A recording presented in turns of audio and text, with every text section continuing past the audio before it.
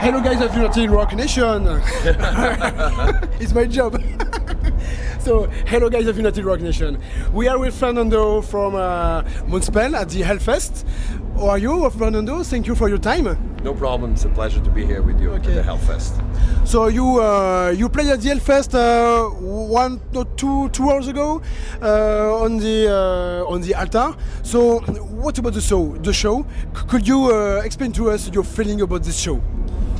Well, it's a very intense feeling because Hellfest is one of the two biggest festivals for metal in the world. So it's like I'm never nervous. I like to play live, to be honest. It's a very good thing for a musician, and especially if you have such a great crowd and such a packed crowd to work with. I think it was really good. I think that I even might say that some people were expecting for us today. It's been a while since we played many festivals, including the Hellfest. We're not coming back, whatever, we're never gone. But I think tonight or today we had a very, very cool crowd, very enthusiastic, that helped us to deliver a very good show as well. Yeah, I'm happy. Yeah. And the people were very connecting with you. Were very connecting with the show. Yes. What about that with the people on the show? Our shows are always a bit theatrical. Let's call it this way. Some people like it, some people hate it, and but the thing is that when you are a little bit of an actor as well, and when you try to act for people, not just being there like headbanging, with all due respect, sometimes people get really involved in the show because they are watching something that is more of a performance that has another side into it. I think that's what engages people with the MOONSPELL show. And MOONSPELL, we think about it lots of time, and what we want to happen, it doesn't happen all the time.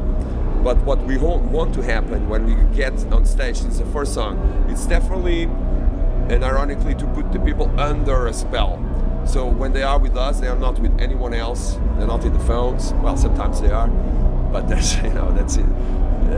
They are on the phone with Judas Priest. So, and we take care of this, and some people engage on the show. Yeah, if they see you are like calling from them, they will for sure answer if you're honest about it.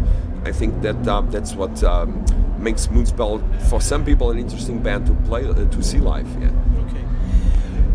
The last album 2 years ago. Now to do the set list, because at the Hellfest the shows are very short. Yeah. So how do you manage to do a good set list for you to have pleasure to play and for the people too? We don't. It's a lot of songs that were out today. I mean, regardless of the songs, because MOONSPELL has different periods in our career, and obviously people are very attached to very old songs like Alma Mater or Vampire that we haven't played today, or Full Moon Madness or Opium. But then there's all these other albums that we want to show them as well. So I understand your question. So it's impossible to play a set list with 50 minutes to please everyone. Yes. So what we're gonna do, it's to try to have the right energy. You know, to play the songs that have the right energy in between them. And I think that even though there was Portuguese songs and there was songs that people don't know that well, I think that people were not out of those songs. They were into those songs as well. So it's very hard to get a set list. Sometimes it's very easy as well. Sometimes we just like, fuck it, let's play all the hits, all the classics. It depends. I don't like to be stuck to a set list. I always love when bands surprise you.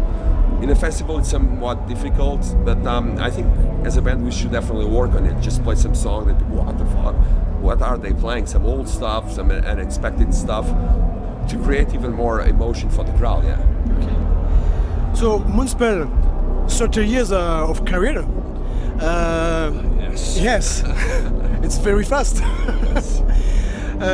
In a few words, can we know what's about this career, what's about MOONSPELL since the beginning to now? In a few words. Well, it's hard to put such long years, and you're right. Sometimes it's very fast. Sometimes when you look back, it's like, wow, it's very long that we've been together playing this kind of music. For me, Moonspell is about fighting for everything. Fighting to have a good album, fighting to have a good label, fighting to impose our music. So I think the best word that describes us is struggle. Because people say, well, in '96 we were very successful. And say, well, it was a different world. There was no internet. A lot of football players were very successful and good before Cristiano Ronaldo. But now they have the internet. So, but we don't care, really. I think we have done what we liked. Sometimes people liked it more, sometimes people liked it less. We never bitched about it. We always took it as a responsible man. And at least we are not stuck in the loop of bands that have to make an album to make a tour. Then the tour is over, they have to make another album, and they don't have time to think about the music, so the music will be the same, and the fans will be pleased. I think that's negative.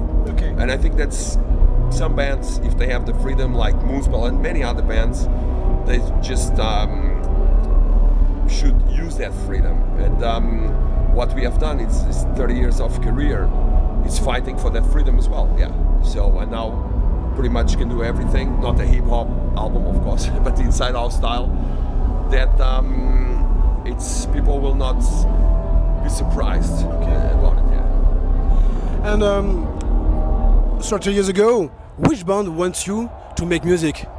Bathory. Oh. Yes. Bathory. No other.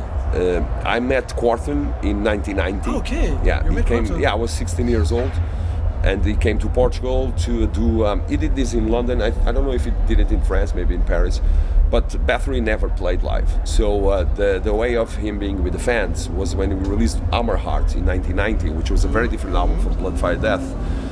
He came to meet the fans, and he had such a not huge, but such a fanatic horde in Lisbon, in Portugal. Me, the other guys from Moonspell, some other guys we knew. We bought it. We bought everything. We had, the old Bathory shirts, anything new. We have the albums signed by Quarton. Now they're worth, I don't know. I'm not going to sell them anyway. But so eventually I was very young, and I met him, and I was really inspired. Everybody was very inspired. Not only Moonspell, but many bands were born, good Portuguese bands, or we took ourselves more seriously because of Quarton gave us such a, good hope. He was an amazing person, and a great loss, obviously, for metal.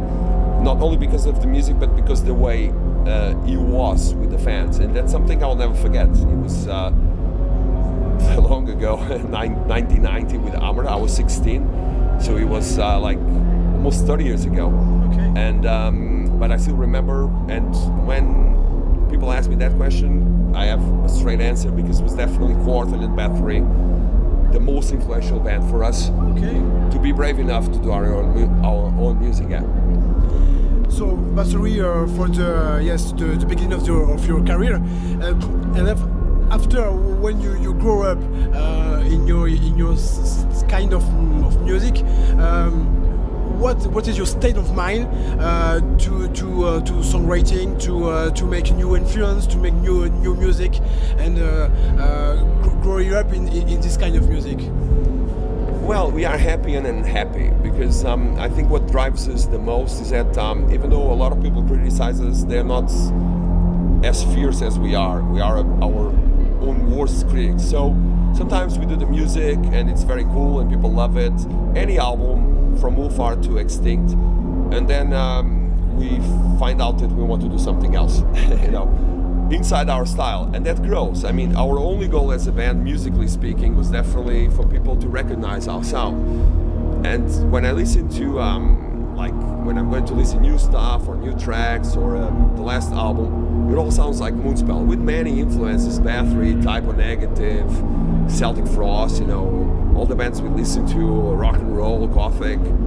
But there's always like this core of bands that really inspired us. And these bands were very experimental themselves. Like Bathory, up to Hammer Heart, was definitely the greatest black metal band ever. And then they were the greatest Viking metal band ever with Hammer Heart. And then they did this amazing album, Twilight of the Gods, which is something else. It's more close to classical music. And then they did a lot of string of albums hard stuff, epic stuff, but also importantly rock and roll. Same for Celtic Frost, they did it to the Pandemonium. So when these bands are really like black metal and will never change, when they quote these bands, they have no idea how much they changed as well. And sometimes they were really like fed up with all this cream stuff themselves, you know. And it's funny to watch because I've met these people, and you know, one thing is to read the magazines, and one thing is to meet people like Tom G. Warrior or Quarfen or Martin Ain, and they're just for real, you know. Okay. It's not no bullshit. They are really there for the music and for the darkness, and not, you know, to be like a Netflix star. And that's why I definitely tap into these bands mostly. You talked about Celtic Frost yesterday on Temple. There was Tom G. Warrior. Could you see the show? No, I was in Portugal. We just flew today, but I'm. That's one of my top lists. Okay. Actually, it's a sad matter for Hellfest, but I wanted to see Manowar because I'm a huge fan as well. But I heard there was lots of problems. But everybody already talked about it, so let's move on. And definitely, there's many bands here that I wanted to see yesterday. King Diamond, but I think on top of the list was definitely Triumph of Death, because I grew up also listening to early Celtic Frost and Hellhammer, and it's just great, and it's just not only great musically, but it's just like an excellent attitude from Tom G. Warrior, which doesn't do Celtic Frost anymore because of Martin's death. Yes. Has this amazing band, Triptychon, but even though he likes to be in control, so there was a lot of people like you know, their old label printing stuff from Hellhammer, and he said, this is my creation, so I'm going to hire some good musicians and do it. And Hellhammer is just very important for anyone that likes grim stuff and black metal. I thought, I mean, I'm going to catch them sooner or later, definitely. Okay. And now about MOONSPELL, are you working on a new album? Well, comme ci, comme ça. We're not very, we hate this logic. Everybody asks us, like, do you have a new album? Because I want to start booking festivals and booking a tour. And we said, no, we're not going to make a new album. Okay. So you can sit on the meetings and say, we have a new album. Maybe people won't care. Yeah. So we're searching for a good idea. We want to do something inside MOONSPELL sound, but revolutionary as well. Singing more, in my case, having more atmosphere, being more original, having our metal better defined, but also our, I don't know, other influences. But it's still too soon because we have really nothing concrete advanced. We just, you know, we doing the festival season, and then we go on tour with Rotten Christ in the fall, and then we'll see. Yeah. Not overthinking it, no. Okay. So thank you very much. This is the end. La dernière question, parfait. Vous parlez français? On a pu le faire en français. Merci beaucoup, Fernando. Merci. Salut, merci beaucoup. À bientôt.